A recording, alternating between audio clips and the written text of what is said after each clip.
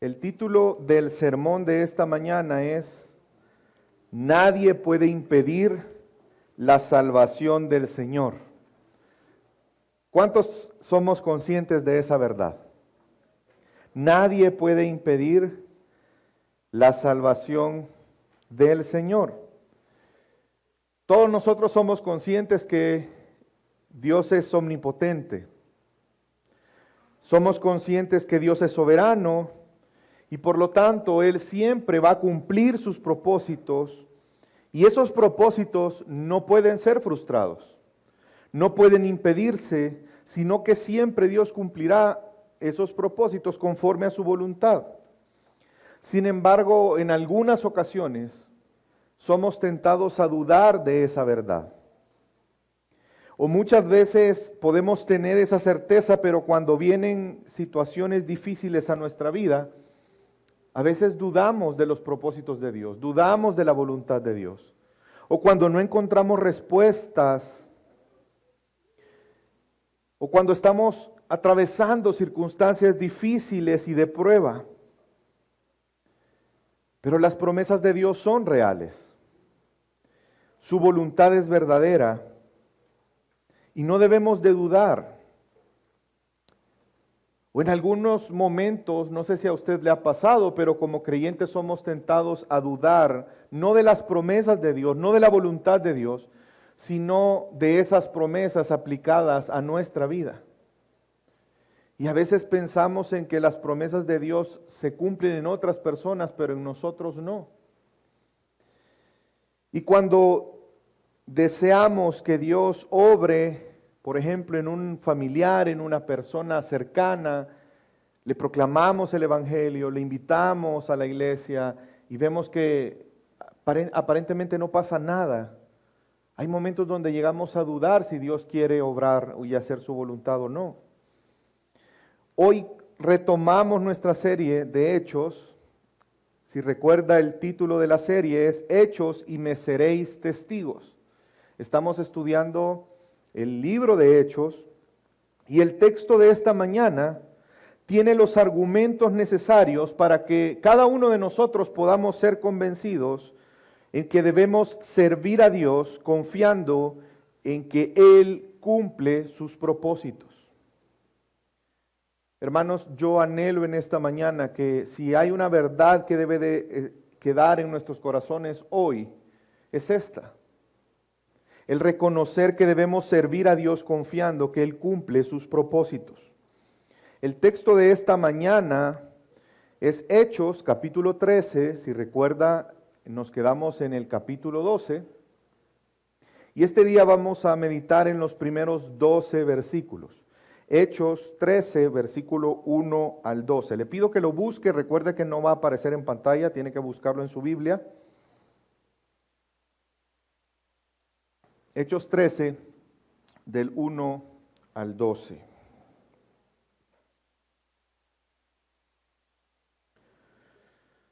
¿Lo tenemos? ¿Ya estamos ahí? Le pido que me siga, por favor, en la lectura.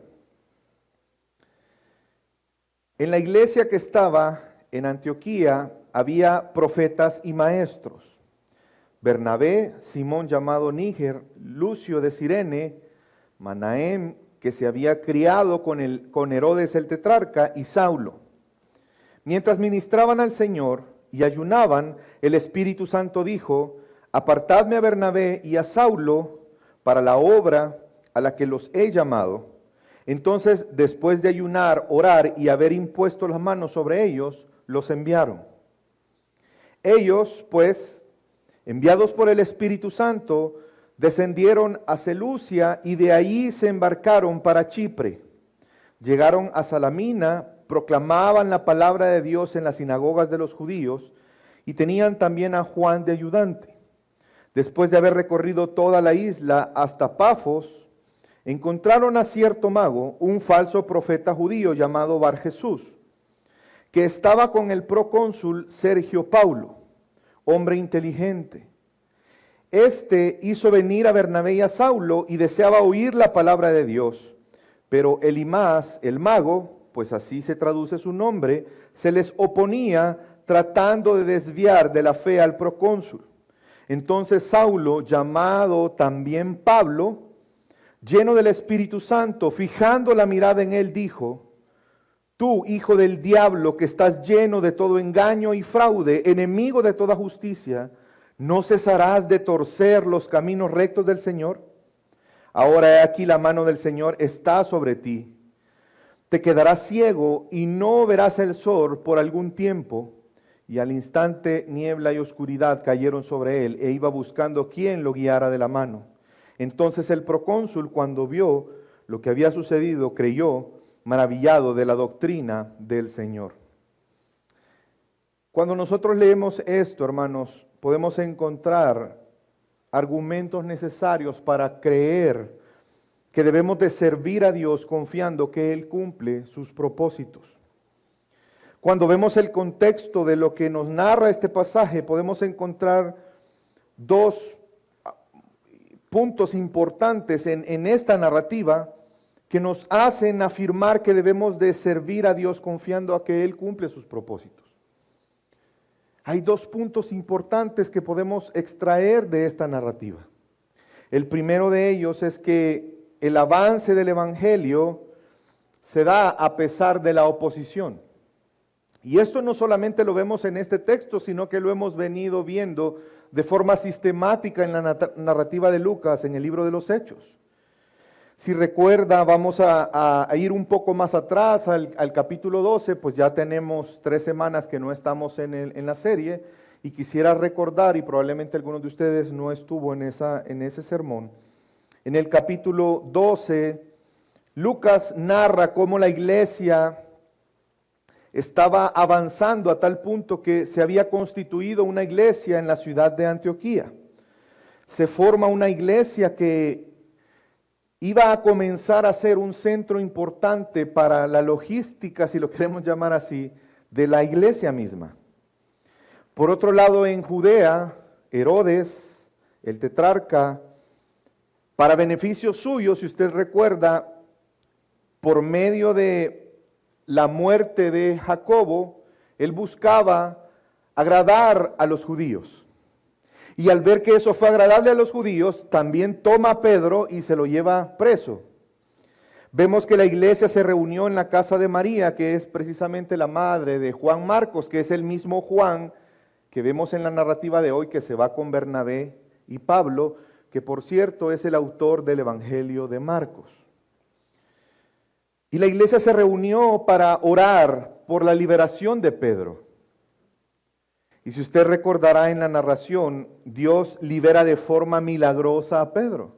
Lo saca de la cárcel de una forma extraordinaria, Dios manifestando su poder y una vez más haciéndonos ver que nadie puede detener los propósitos de Dios. Vemos que Herodes se molesta mucho porque llega y no encuentra a Pedro, y de hecho murieron algunos soldados porque seguramente los acusaron que lo habían dejado ir, pero había sido Dios quien milagrosamente lo había sacado de la cárcel. Y nos sigue contando en la narración que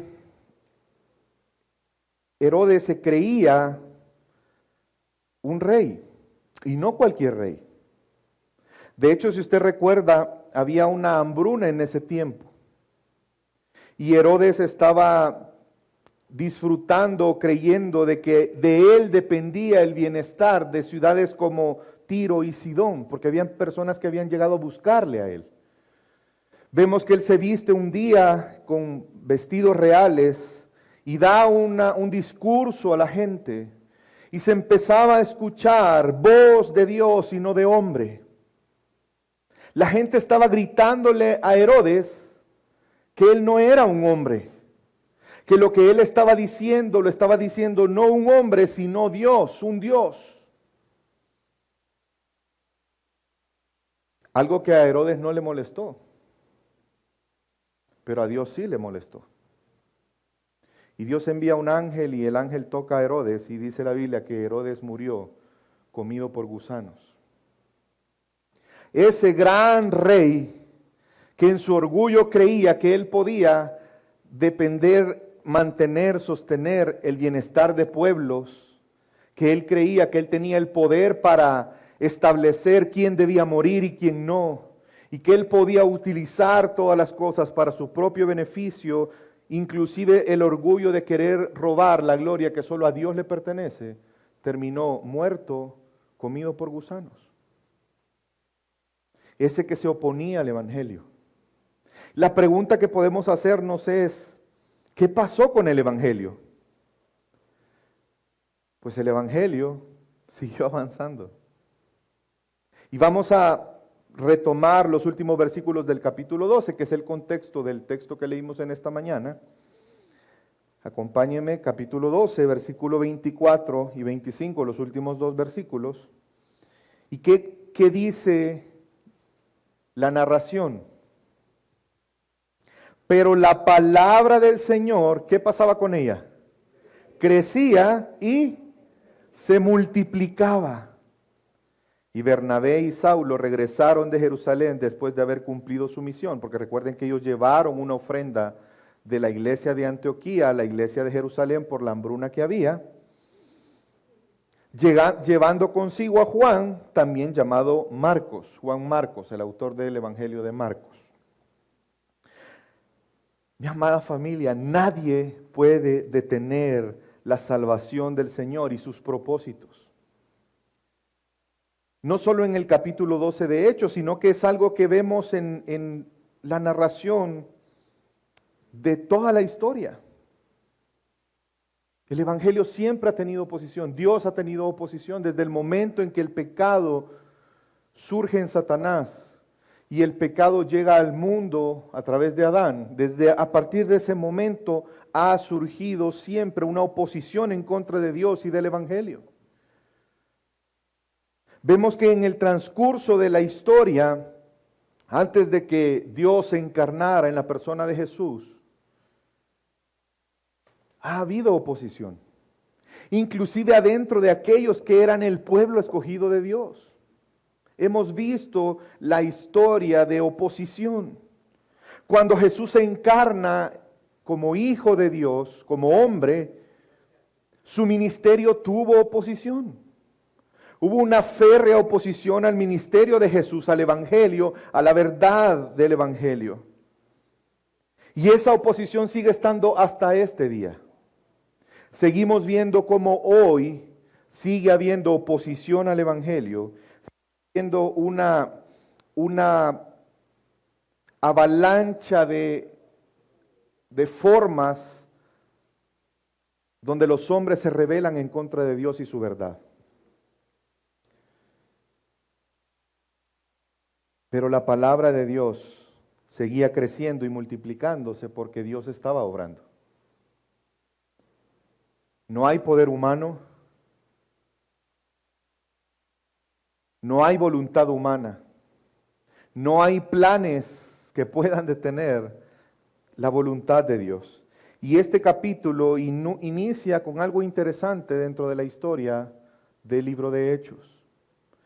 Comienza a cambiarse el foco de aquel mundo judío y enfocándose poco a poco cada vez más al mundo gentil. Vemos cómo la iglesia estaba creciendo, pero también expandiéndose no solamente en el territorio, sino a diferentes tipos de personas que estaban siendo alcanzadas a través del Evangelio. Y se estaba cumpliendo lo que Jesús les dijo a sus discípulos: pero recibiréis poder cuando el Espíritu Santo venga sobre vosotros y me seréis testigos comenzando por Jerusalén, en toda Judea, Samaria y hasta los confines de la tierra. Y el foco está yendo cada vez más a los confines de la tierra. El mundo gentil comenzará a tomar más trascendencia en la narrativa de Hechos, para que tengamos claridad del cumplimiento de la palabra y de la voluntad de Dios. La iglesia de Antioquía comenzará a tomar trascendencia para la expansión y estando cada vez más en el foco, ya no tanto en Jerusalén. Antioquía para que tengamos una idea, estaba a una distancia de Jerusalén de aproximadamente 480 kilómetros. Para que tengamos una idea, es como la distancia de aquí a Petén. Imagínense todo el recorrido, ¿verdad? El decir que los discípulos llegaron a Antioquía se oye fácil, ¿verdad?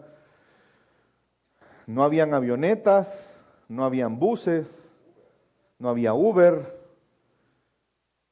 480 kilómetros. Y Antioquía del Mediterráneo estaba aproximadamente a 30 kilómetros. Y vemos cómo la iglesia se estaba expandiendo. Y esta transición que empezamos a ver ahora al mundo gentil, lo vemos en aspectos como, por ejemplo, no sé si lo notó en la lectura, hasta este momento se le llama por primera vez al apóstol Pablo. Y eso tiene que ver con la intencionalidad de Lucas. A veces pensamos que Pablo y Saulo es ese proceso de la conversión. Como que si Saulo fuera el viejo hombre y Pablo fuera el nuevo hombre, pero le tengo mala noticia, eso no es así. En realidad Lucas es intencional, porque si usted lo nota, llevamos varios capítulos donde ya se convirtió Pablo y Lucas le sigue llamando Saulo. Y esto responde a la intención de Lucas, Dios obviamente a través de Lucas, de que veamos esa transición en el cumplimiento de las palabras de Jesús, empezando por Jerusalén y terminando hasta los confines de la tierra. Era muy normal en el tiempo de Pablo que las personas que eran judías y que eran romanas tuvieran dos nombres, un nombre judío y un nombre romano. Saulo es el nombre judío. Y Pablo es el nombre romano. Y como ahora vamos a comenzar a ver la transición de ese mundo judío, Jerusalén, Judea, Samaria, y vamos a empezar a ver cómo el evangelio llega a lugares donde muchos quizás ni pensaron que llegaría. Y es por eso que Lucas intencionalmente empezará a llamar al apóstol a partir de Pablo. Y de hecho muchos consideran que este es el primer viaje misionero, donde Bernabé y Pablo llegan hasta Chipre. Chipre es una isla montañosa, de hecho el lugar, si usted busca Chipre, es el mismo que el de este tiempo. En esa isla había un número grande de judíos y vemos que si usted lee Hechos 11, 19 al 20, se va a dar cuenta que la Biblia nos enseña que por el martirio de Esteban, se recuerda que hubo una dispersión. Muchos llegaron a Chipre.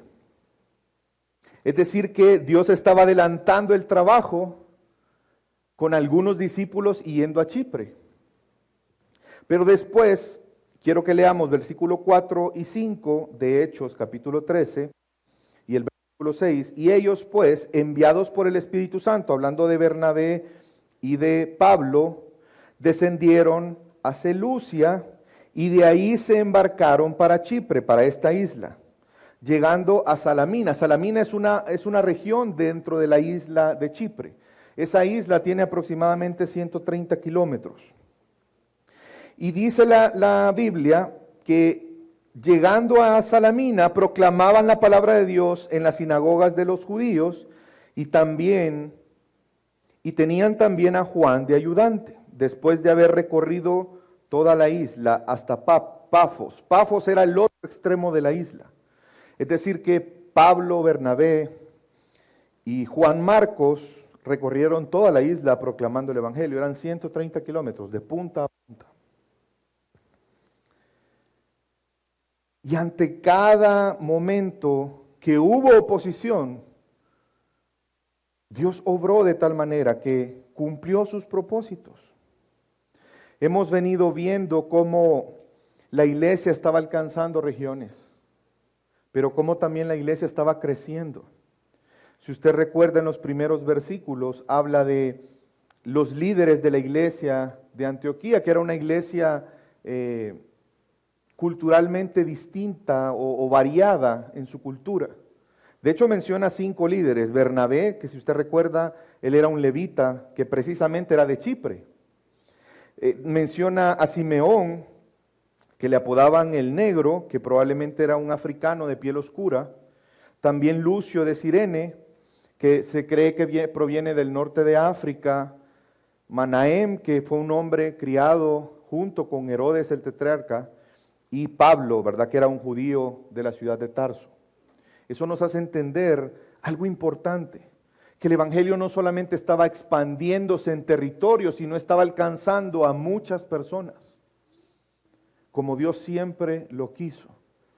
Recuerde que Dios dijo que Él iba a salvar personas de toda lengua, región, nación, y eso se está cumpliendo. Vemos que en este texto el evangelio llega a un hombre prominente políticamente hablando. Y quiero que volvamos a leer el versículo 5 al 8.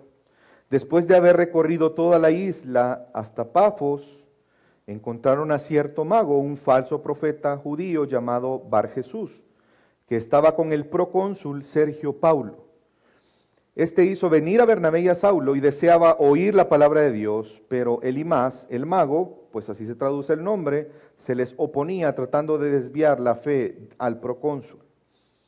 Un procónsul era un emperador, era un gobernador de una provincia romana en específico.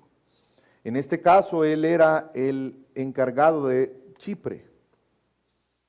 Y vemos que había un personaje, un mago, que era además un falso profeta, tratando de impedir que este hombre escuchara la verdad del evangelio. ¿Por qué? ¿Por qué creen ustedes que él quería impedir a toda costa que este hombre escuchara el evangelio? Porque habría una afectación personal hacia él. Porque él dejaría de tener influencia sobre el procónsul. La razón principal de la oposición es porque él estaba buscando resguardar algo que era un beneficio personal para él. Y esa actitud le llevó a oponerse a la voluntad de Dios. ¿Quién llevó a Pablo y a Bernabé a Chipre? El Espíritu Santo, Dios. ¿Ustedes que es casualidad que este hombre quisiera escuchar la palabra de Dios? ¿O es que Dios estaba obrando en él? Encontramos a este personaje queriendo detener esto. Pero ¿quién puede detener los propósitos de Dios? ¿Quién puede detener la salvación de Dios? Nadie.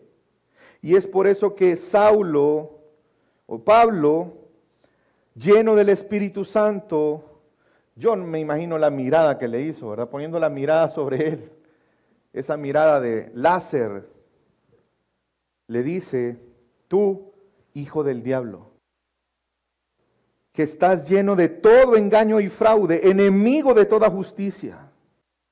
Si alguna persona duda de Cristo y de sus propósitos, si alguien confía más en sí mismo y su aparente bondad, déjeme decirle que Dios es Señor y su voluntad se cumplirá. Pero el hombre en pecado muchas veces piensa que puede oponerse a Dios, principalmente cuando sus intereses son afectados.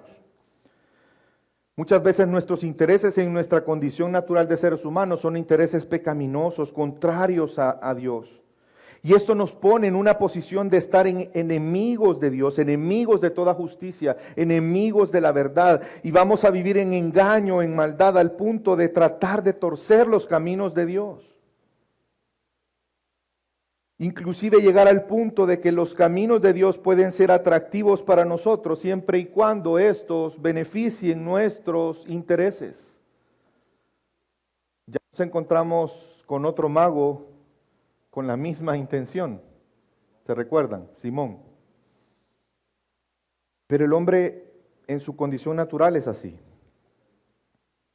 Sin embargo, por la fe en Cristo, podemos ser libres del engaño, de pensar que nosotros podemos buscar nuestros propios propósitos y nuestros propios intereses por encima de la voluntad de Dios.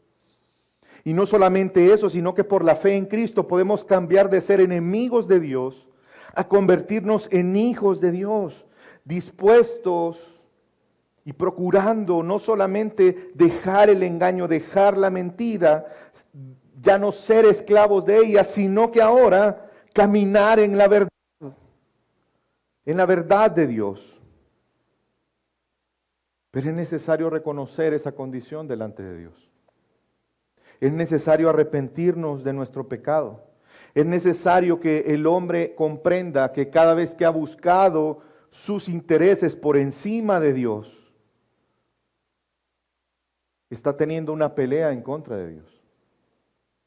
Por lo tanto, es enemigo de Dios y tiene que arrepentirse, porque si no va a perder. ¿Quién podrá ganar? Aquel que es creador de todas las cosas. Nunca podremos oponernos a la voluntad del Señor. Pero si confiamos en Cristo Jesús, nuestros ojos serán abiertos y saldremos de ese engaño. Saldremos del deseo de vivir para nosotros mismos, para nuestros propios intereses, y empezar a caminar en la verdad. Si alguno de los que está aquí piensa que no necesita a Jesús, que el propósito más grande en su vida es cumplir sus deseos pecaminosos, o alguien que nos esté viendo a través de las redes sociales, lo invito a arrepentirse, a pedir perdón a Dios y a depositar su fe en Cristo.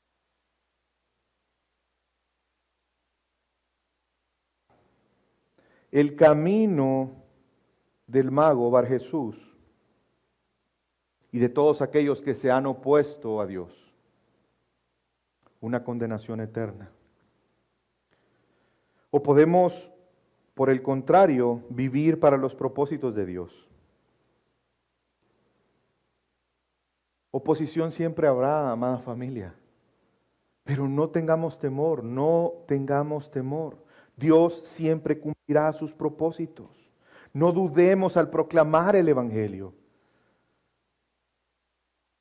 ¿Sí o no que somos tentados de dudar al proclamar el Evangelio? Muchas veces decimos, no, ¿cómo le voy a compartir si este es un malacate, si este no tiene esperanza? Yo no creo. O decimos, mira, ahorita es un buen momento, mira, ahorita se le acaba de morir la esposa y está sensible, ahorita el corazón lo tiene blandito, ahorita hay que hablar. No, hermanos, no depende de nosotros, no depende de las circunstancias. La salvación depende del Señor. Y no hay nada ni nadie que pueda detener la salvación del Señor. Si usted tiene un familiar, un amigo, que por años quizás usted ha proclamado el Evangelio, no dude de Dios. No dude del poder del Evangelio. Dios tiene sus propósitos. Dios sabrá en qué momento. Pero no dudemos, confiemos en Él. Obremos entendiendo que la voluntad de Dios siempre se cumplirá. Sirvamos a Dios confiando que Él cumple sus propósitos. Pero ¿qué le preocupaba a Bar Jesús? ¿Qué le preocupaba? ¿Le preocupaba que el procónsul fuera guiado en un mal camino? ¿Le preocupaba la vida del procónsul? ¿Le preocupaba el bienestar de Chipre? Porque si el procónsul se volvía loco, iba a afectar a toda la ciudad. Esa era la preocupación del procónsul. ¿Cuál era la preocupación? Él, sus beneficios, sus intereses. Y ello lo motivó a oponerse a Dios con mentira y en engaño. Y esto tiene un mensaje, un aprendizaje para nosotros. No vivamos en oposición a los propósitos de Dios, motivados porque nuestros intereses son afectados. No obremos como lo hizo Bar Jesús. Y sé que quizás alguno podría ofenderse y decir, pastor, pero a mí no me compare con ese tal Bar Jesús, porque yo no soy un hijo del diablo. No, y no le estoy diciendo que usted sea un hijo del diablo, somos hijos de Dios. Pero quiero que entendamos esa frase que Pablo le estaba diciendo a este personaje. Cuando él le dice hijo del diablo, está haciendo referencia a una filiación, sino a una forma utilizada para distinguir a un grupo bajo la influencia de. Lo que Pablo le está diciendo es que él está actuando como que si fuera influenciado por Satanás. Y si no, recordemos lo que pasó con Pedro. Jesús les dice a sus discípulos, ha llegado la hora. Lo voy a parafrasear. Y Pedro, mostrando ese amor tan grande, Señor, que esto no te acontezca. Yo me imagino que él esperaba que Jesús se pusiera a llorar con él y le dijera, hijo, no te preocupes, por ti no lo haré. ¿Y cuál fue la respuesta de Jesús? La pregunta es, ¿Pedro era Satanás? ¿Fue poseído Pedro por Satanás? No. Lo que le está diciendo es, no pienses, no actúes, no te dejes guiar por lo que Satanás quiere lograr. Mis amados hermanos, nosotros podemos aprender de Bar Jesús en ese sentido. Porque muchas veces sin darnos cuenta, nos podemos estar oponiendo a los propósitos de Dios en nuestra vida y en la vida de los que están a nuestro alrededor. No podemos dejarnos guiar por los principios de este mundo, que son principios contrarios a la verdad de Dios. No podemos pensar y vivir conforme a lo que este mundo nos dice, porque terminaremos actuando como que si fuéramos parte de este mundo, sin darnos cuenta, peleando en contra de los propósitos de Dios. Le hago una pregunta, bueno, le voy a hacer una serie de preguntas. ¿Es propósito de Dios que seamos parte del cuerpo de Cristo? Los que somos hijos de Dios. ¿Quiere escuchar un fuerte amén? Ok. ¿No es acaso una oposición a ese propósito de Dios cuando nos rehusamos a involucrarnos en nuestra iglesia local? ¿No es acaso una oposición a ese propósito de Dios cuando no vemos trascendente nuestra unión con nuestra iglesia local y con la vida de nuestros hermanos y no mostramos amor para con los demás? ¿No es acaso ir en contra de los propósitos de Dios cuando no queremos ser parte formal de una iglesia y comprometernos? Principalmente cuando nuestros intereses personales son afectados con esa decisión. Porque hay cristianos que quieren comprometerse con la iglesia porque sus intereses personales son afectados. Por comodidad, porque se afecta el bienestar, por la tranquilidad que va a ser afectada, por el riesgo a que nos hagan daño. Quiero hacerle una pregunta más. ¿No es parte del propósito de Dios que evangelicemos? ¿No los escucho, hermanos? ¿Es parte del propósito de Dios que evangelicemos?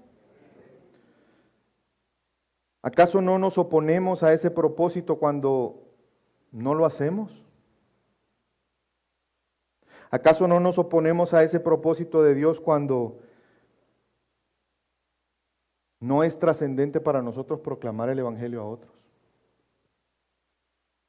¿Acaso no nos oponemos al propósito de Dios cuando no reconocemos que la Biblia nos enseña que por medio de la cura de la predicación es que las personas pueden conocer a Cristo? No es a través de un testimonio.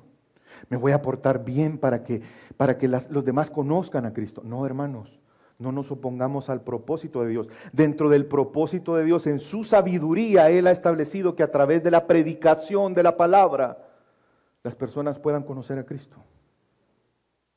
O a veces queremos hacer más atractivo el Evangelio y le queremos poner una chonguita, un adorno, y caemos en errores donde exageramos el amor de Dios y queremos esconder la justicia, queremos esconder temas como el pecado. Es que se va a ofender. ¿A quién te preocupa ofender? ¿A los hombres o a Dios? ¿No es acaso que el propósito de Dios que maduremos y crezcamos a la imagen de Cristo? Hermanos, ¿no es propósito de Dios ese? El crecer y madurar conforme a la imagen de Cristo. ¿Acaso no es una oposición a ese propósito cuando nosotros como padres les decimos cosas a nuestros hijos como la siguiente. Mira, ahorita no sirvas porque tu prioridad es estudiar. Padres de familia, con todo el amor del mundo y el respeto, yo le invito a que me demuestre bíblicamente que la prioridad de su hijo es el estudio. En los propósitos de Dios, el estudio será la prioridad de nuestros hijos. Ahorita los jóvenes, no, pero espérenme, no se alegre. Porque si yo le inculco a mis hijos el amor a Dios, él por fidelidad y honra a Dios, ¿qué va a hacer? Va a entender que tiene que ser responsable en sus estudios para honrar a Dios. Pero ¿no creen que nos equivocamos al establecer tu prioridad principal es el estudio? ¿No debería de ser mejor decirles y enseñarles tu prioridad es amar a Dios por sobre todas las cosas? Y si tú amas a Dios, tienes que honrar a Dios. Y una forma de honrar a Dios es a través de tus estudios. ¿Es el mismo mensaje, hermanos? ¿O acaso a veces no nos oponemos al propósito de Dios cuando no meditamos y estudiamos la palabra de Dios? ¿Acaso no nos ponemos a ese propósito de Dios de crecer y ser conformados a la imagen de Jesús cuando dedicamos un par de minutos, si acaso, al día a orar? Principalmente, hermanos, cuando nuestro interés está siendo trastocado. Muchas veces como padres no queremos guiar a nuestros hijos. Sabemos que tenemos que hacerlo, pero no lo hacemos. ¿Por qué? Porque hay que invertir tiempo en eso. Porque no es fácil. Porque hay que lidiar con ese proceso de madurez. No queremos estudiar la Biblia porque preferimos divertirnos. O no queremos incomodarnos. Preferimos trabajar como esclavos para lograr un ascenso, para establecer un ingreso. Aunque esto implique dejar a un lado nuestra madurez y crecimiento en el Señor.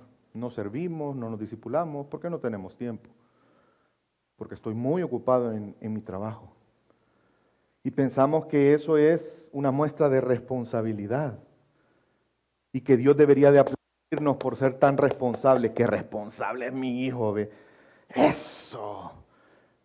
Pasa 14 horas al día trabajando, ¡qué bien!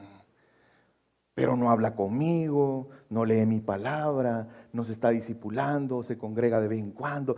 ¡Eso! No, hermanos. No actuemos como Bar Jesús. Que nuestros intereses no se interpongan en los propósitos de Dios en nuestra vida. Y en los propósitos de Dios en nuestros hermanos, en los que están a nuestro alrededor. No es el propósito de Dios que le glorifiquemos a Él. Hermanos, ¿no es un propósito de Dios eso? Amén. Pero muchas veces nos oponemos al propósito de Dios cuando no expresamos los atributos de Dios en nuestra vida. Como el amor, el gozo, el perdón, la gracia, la misericordia. El fruto del Espíritu es... No dice los frutos, no lea mal. Dice el fruto. O sea, el fruto es todo eso. El fruto del Espíritu es amor, gozo, paz, paciencia, benignidad, bondad, fe, mansedumbre, templanza. ¿Será eso propósito de Dios en nuestra vida que se manifieste en nosotros? Amén. Pero muchas veces nosotros nos oponemos a ese propósito cuando como sacerdotes no expresamos esos atributos en nuestro hogar, en la crianza de nuestros hijos, en el cuidado a nuestra esposa. Qué triste es que, ¿saben por qué debemos de cuidar a nuestra familia? ¿Por qué los hombres tenemos que amar a nuestras esposas al punto de querer entregar nuestra vida por ellas? Porque eso da testimonio y glorifica a Dios, da testimonio de la relación de Cristo con la iglesia. Si no, yo le estoy diciendo al mundo que Jesús no cuida de nosotros, que Jesús no me provee, que a Jesús no le importo. Esa es una forma de glorificar a Dios, el cuidar a nuestra familia. Pero muchas veces no lo hacemos porque nuestros intereses son afectados.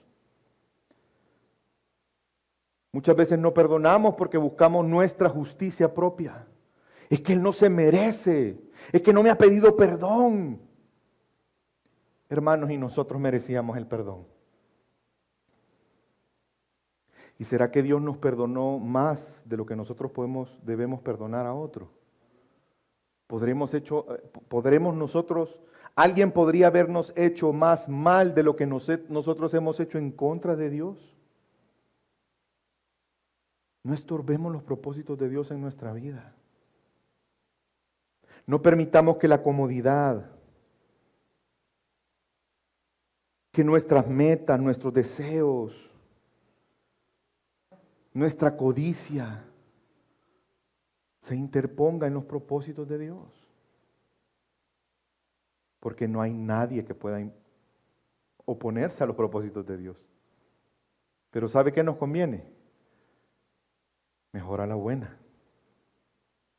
Dios nos va a disciplinar y eso al final es una muestra de amor. Pero mejor disfrutemos. Disfrutemos de ese propósito que Dios ha establecido en nosotros y para con nosotros. Porque Dios tiene pensamientos de bien para nosotros. No caigamos en el engaño de decir, no, es que Dios, qué molesta, tengo que obedecer la palabra y qué molesta. No, Dios, ¿qué sabe? Los que no sabemos somos nosotros. Mejor sometámonos, sirvamos a Dios confiando que Él cumple sus propósitos. Y rápidamente vamos a ver el segundo punto por el cual podemos decir que Dios cumple sus propósitos. Y por lo tanto debemos de servirle a Él en confianza. Dios obra para hacer su voluntad. ¿Cuántos dicen amén a eso? Dios obra para hacer su voluntad. Y voy a darle algunos ejemplos rápidamente. Por ejemplo, Dios provee para la edificación de su iglesia. Leamos el versículo 1 del capítulo 13 de Hechos. En la iglesia que estaba en Antioquía, ¿qué había ahí? Profetas y maestros. Quiero hacer una aclaración. El profeta en el Antiguo Testamento no es lo mismo que el profeta en el Nuevo Testamento. En el Nuevo Testamento, profeta se le llama a aquella persona designada a proclamar el Evangelio, a exponer la palabra de Dios, a hablar en nombre de Dios a través de su palabra. Y maestro es aquel que enseña cómo poner en práctica eso. Pues Dios proveyó a la iglesia de Antioquía personas que pudieran predicar la palabra y personas que pudieran enseñar la palabra. ¿Para qué? Para que la iglesia fuera edificada. Para que la iglesia pudiera identificar falsas enseñanzas y falsos profetas como Bar Jesús. Y eso edifica la iglesia. Dios levanta personas que son instrumentos de Dios para edificación de la iglesia. Por eso doy gracias a Dios porque Dios está proveyendo a nuestra iglesia personas que predican el Evangelio. Muchos de ustedes ya están proclamando el Evangelio. Y otros sé que pronto se van a animar a hacerlo. Dios está levantando nuevos discipuladores. Estoy orando para que Dios en su momento pueda traer otros pastores. Dios siempre provee a su iglesia. Y nuestra actitud a eso, yo sé que es gozo. No podemos negar lo que Dios está obrando en nuestra iglesia. No estorbemos, no nos opongamos a los propósitos de Dios. ¿Sabe qué? Mejor unámonos a ellos. En segundo lugar, vemos que Dios provee de personas como Bernabé y Pablo para ser instrumentos específicos, para funciones específicas. Mientras ministraban al Señor, versículo 2, y ayunaban, el Espíritu Santo dijo: apartadme a Bernabé y a Saulo para la obra a la que los he llamado. Ellos fueron enviados por el Espíritu Santo. No se quedaron en la iglesia de Antioquía, sino que fueron enviados a otros lugares. Fueron enviados por el Espíritu Santo, pero nosotros hemos sido enviados también. Cada uno de nosotros hemos sido llamados a ser testigos de Jesús, para ser de bendición a otros. Hemos sido santificados. ¿Qué significa santo? Apartado. ¿Qué dijo aquí el Espíritu Santo? Apartadme a estos dos, porque tienen una misión específica que cumplir. Nosotros hemos sido apartados, ¿para qué? Para ir y hacer discípulos de Jesús. Y gloria a Dios por eso. Oremos para que Dios de aquí enviar hombres a otros lugares. Ustedes saben, una de las cosas que nosotros en oración y humildad pedimos a Dios a futuro es que de esta iglesia puedan plantarse otras iglesias. No sé, quizás alguno de ustedes será enviado a alguna de esas iglesias. Pero demos gracias al Señor porque Dios cumple sus propósitos. Oremos por esos propósitos. Y en tercer lugar, tenemos que ver la mano de Dios obrando, y eso nos debe de llevar a no temer a la oposición. No pensemos en un dualismo. ¿Sabe qué es el dualismo? Esa lucha que nos han vendido del bien y el mal. Hermanos, hay una lucha entre el bien y el mal. Hay una lucha. No, Dios siempre ha vencido al mal. ¿Cuál lucha? Cuando el mal ha querido oponerse a los propósitos de Dios, ¿qué vence? Siempre será lo mismo.